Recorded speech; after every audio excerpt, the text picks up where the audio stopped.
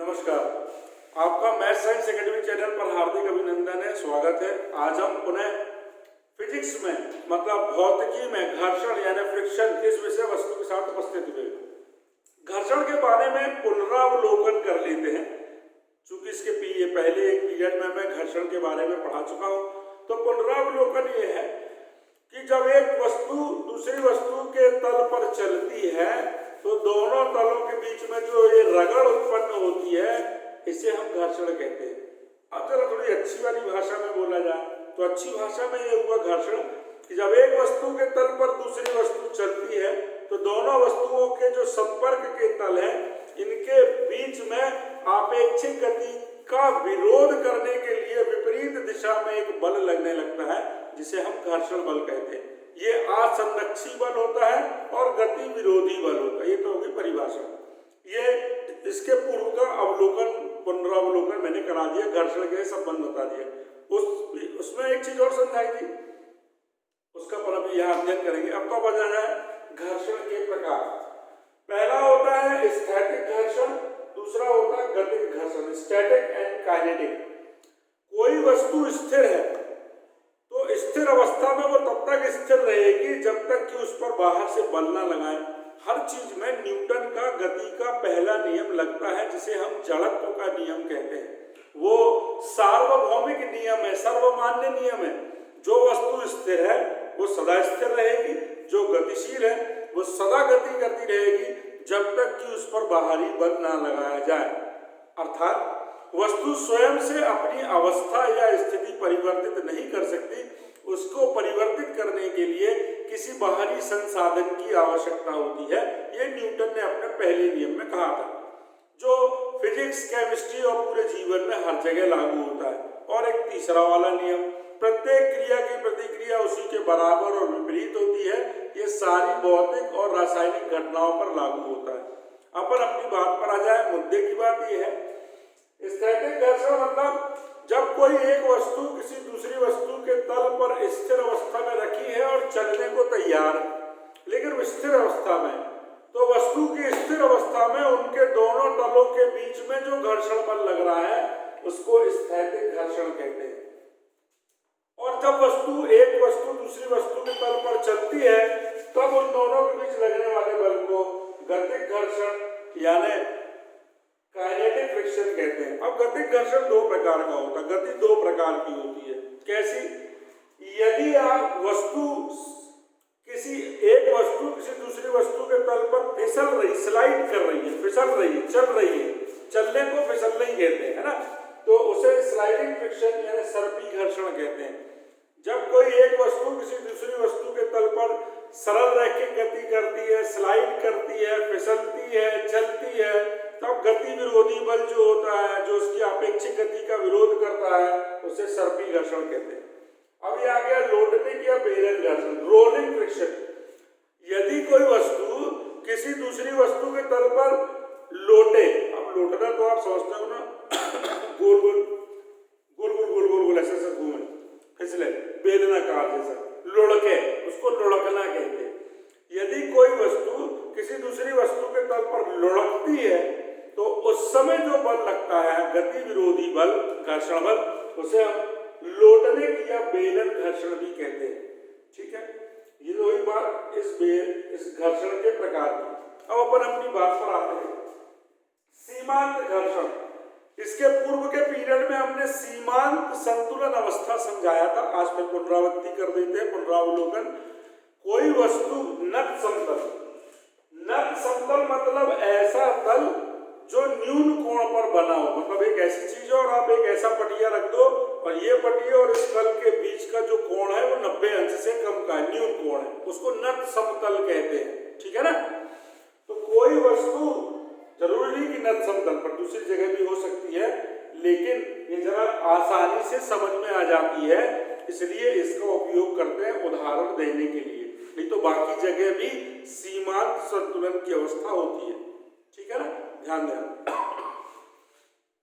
यह वस्तु इस नत समतल के ऊपर इस प्रकार रखी है कि थोड़ा सा भी बल लगा दिया जाए, न्यूनतम परिमाण का बल भी लगा दिया जाए तो यह वस्तु गतिशील होकर नीचे क्यों रह जाएगी?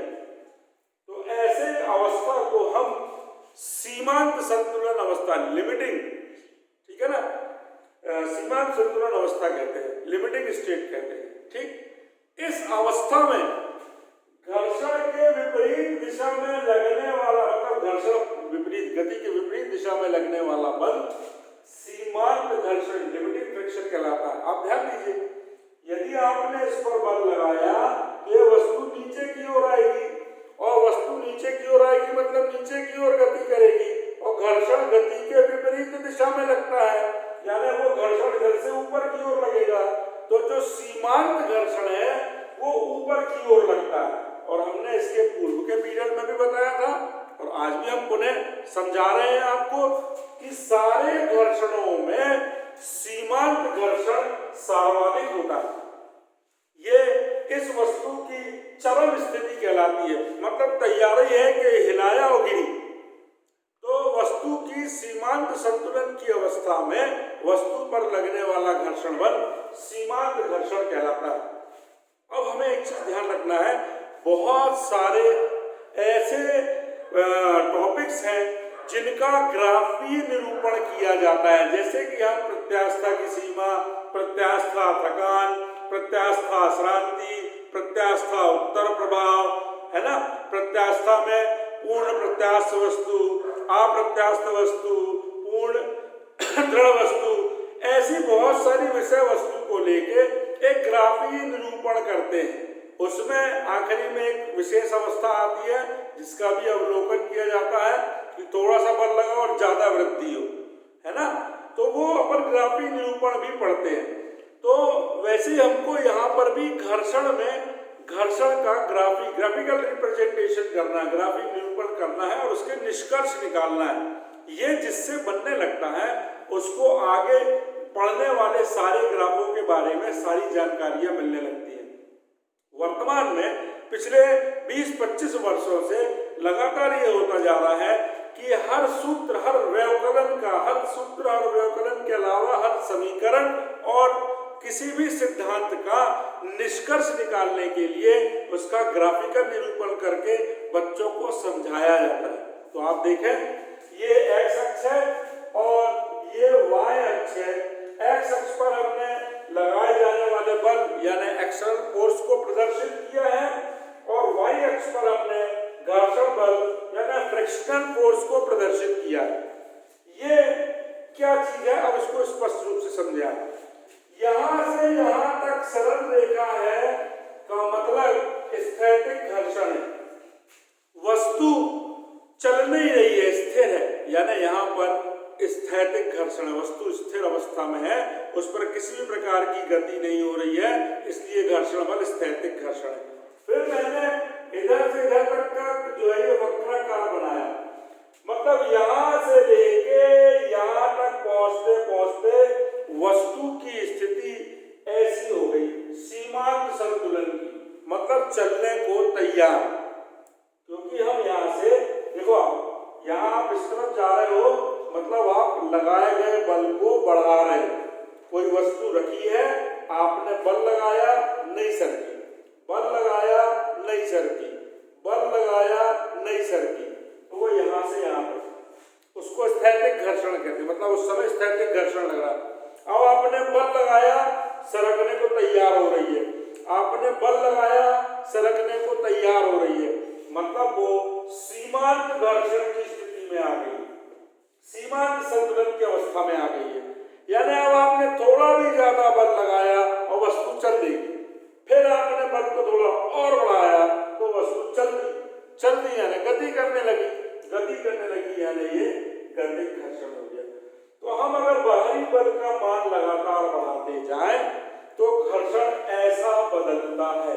फिर समझ लें आप, जिस बच्चे को, जिस विद्यार्थी को किसी भी कथन का, किसी भी व्यवकलन सूत्र समीकरण का ग्राफिक निरूपण करते बनता हो, वो सबसे इंटेलिजेंट विद्यार्थियों में गिना जाता है।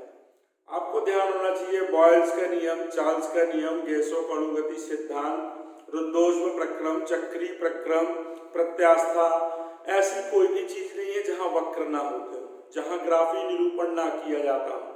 तो आपका सर्वप्रथम प्रयास होना चाहिए कि ग्राफ को पढ़ते बनना चाहिए। किताबों में तो बना हुआ है, कोई परेशानी की बात नहीं, समझ में आना चाहिए कि वो ग्राफ बोलना क्या चाहता है, समझाना क्या चाहता है।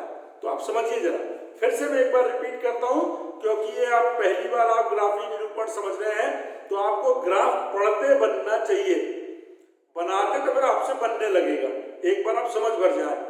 तो एक्स अक्ष पर हमने बाहरी बल जो लगा रहे हैं उसको प्रदर्शित किया, और वाई अक्ष पर घर्षण बल को। ये वस्तु रखी है, हमने ध्यान दीजिएगा, ये बल इस तरफ जा रहा मतलब बढ़ रहा है, बल को बढ़ा रहे हो आपने बल लगाया, वस्तु नहीं सरकी, यही वाली स्थिति है। बल लगाया नहीं सरकी, बल लगाया नहीं सरकी, बल लगाया नहीं सरकी, यहां तक पहुंच गया। अब आपने बल लगाया और वस्तु सरकने के लिए तैयार हो रही है, मतलब सीमांत संतुलन की अवस्था में पहुंच गई। थोड़ा सा भी बल लगाओगे चल सकती है, तो ये हो गई सीमांत संतुलन की अवस्था, यानी यहाँ पर सीमांत घर्षण लगा। और अब आपने थोड़ा सा भी बल लगाया या बढ़ाया तो वस्तु चलने लगी, यानी गतिक घर्षण है। ये घर्षण पढ़ने के नियम, घर्षण पढ़ने का तरीका। इससे अब निष्कर्ष क्या निकला?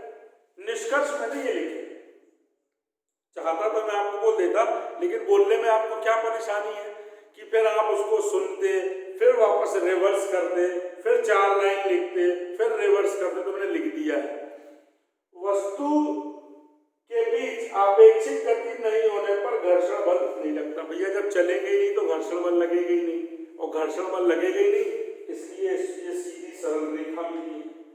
ध्यान रखिएगा, यहाँ के कथन का इससे मिलना जरूरी है। अगर ये सरल रेखा है तो मतलब इनके बीच में जो मैंने कथन लिखा है ना, कि वस्तु के बीच, दोनों वस्तुओं के बीच, यानी एक वस्तु रखी है और उसके ऊपर दूसरी चल रही है, इसके बीच में अगर आपेक्षिक गति नहीं होगी तो घटना मतलब घर्षण बल नहीं लग रहा है। दूसरा, सीमांत घर्षण स्थैतिक घर्षण का अधिकतम मान होता है। ये तो सही बात है, हमने आपसे पहले कहा कि जो सीमांत संतुलन की अवस्था में है वस्तु, उस पर जो घर्षण बल है वो सर्वाधिक। अब आप सोचो जरा यार, सामान्य सी बात है, आप बुद्धिमान विद्यार्थी है, इंटेलिजेंट स्टूडेंट है, ये वस्तु ऐसी रखी कि गिरने को तैयार है, और मान लो आपसे बोले रोको। सोचो आप, कोई वस्तु ऐसी रखी है कि गिर ही रही है और आप उसको संभाले हो, तो कितने कष्ट में हो गया। तो सबसे ज्यादा बल कब लगा रहे होगे? भैया अगर हम आपसे कहें कि वस्तु ऐसी रखी, धक्का देके गिराना है, तो ऐसे भी मान लोगे तो गिर जाएगी। लेकिन यदि हम तुमसे कहें भैया ये गिर रही, इसको रोक के रखो, तो सोचो आप कितने कष्ट में होगे, खुद भी रोकोगे और लोगों को लाओगे, आओ पकड़ो इसको, पकड़ो गिर रही है। तो सीमांत संतुलन की अवस्था में घर्षण बल बहुत अधिक होती है, लिखा ना, सीमांत घर्षण स्थैतिक घर्षण का अधिकतम मान है। ठीक, इसका उल्टा गतिक घर्षण का मान सीमांत घर्षण से कम होता है। जब वस्तु चलने लगी तो मान कम हो गया। ठीक है, अगला है घर्षण बल स्वयं समायोजक होता है, सेल्फ एडजस्टिंग होता है। सेल्फ एडजस्टिंग मतलब आप एक बात समझ लो, सेल्फ एडजस्टिंग बल होता है का मतलब ये होता है कि आपने बल बढ़ाया, गति बढ़ाई और उसने विरोध बढ़ाया, आपने गति बढ़ाई और उसने विरोध बढ़ाया। ठीक है ना, तो बाह्य बल का मान बढ़ाने पर घर्षण बल का मान बढ़ जाता है। अब बाहरी बल बढ़ाओ, वस्तु तेज गति से चलेगी, ये बल बढ़ाओगे ये तेज चलेगी, तो घर्षण बल बढ़ता जाएगा। अब मैं कॉम्पिटिटिव एग्जाम से संबंधित एक इंपॉर्टेंट चीज बताता हूँ। ये सब चीजें, ये विषय वस्तु वाकई में बहुत वो है, ये कॉम्पिटिटिव एग्जाम से संबंधित है। आपके कोर्स का तो है, 9वीं में है, 6वीं में है, 11वीं में है, ये तो है ही। साथ में एक चीज और है, इसमें जो मैं छोटी छोटी चीजें आपको समझा रहा हूँ उसको आप बहुत व्यक्तिगत रूप से ध्यान लगा के पढ़िए। जिन विद्यार्थियों को अपना स्वर्णिम भविष्य बनाना होता है वो प्रत्येक बिंदु को, प्रत्येक कथन को बड़े ध्यान से सुनते, समझते और उसको फिर लिखते अपनी भाषा में। जरूरी नहीं कि आप इसको कॉपी करें, कॉपी तो कोई भी कर सकता है। आपने अपने दिमाग में क्या उतारा, क्या समझा और उसके बाद आपने कॉपी में क्या लिखा अपनी भाषा में, वो आपकी अपनी गाढ़ी कमाई है। हमारा लिखा हुआ आपने उतार लिया तो एक पुस्तक में दूसरी भाषा में लिखा, मैंने थोड़ा सरल कर दिया, है ना। आपका मूल जो उद्देश्य है वो ये है कि आपको रट्टाफिकेशन is the best preparation for the examination, मतलब रटने की विधि का उपयोग नहीं करना है, हमको समझना है, हमको बातों को प्रत्यक्ष रूप से प्रमाणित कर, जैसे मैं ये जो पढ़ा रहा हूँ ये समझने की चीजें हैं, रटने की चीजें नहीं है।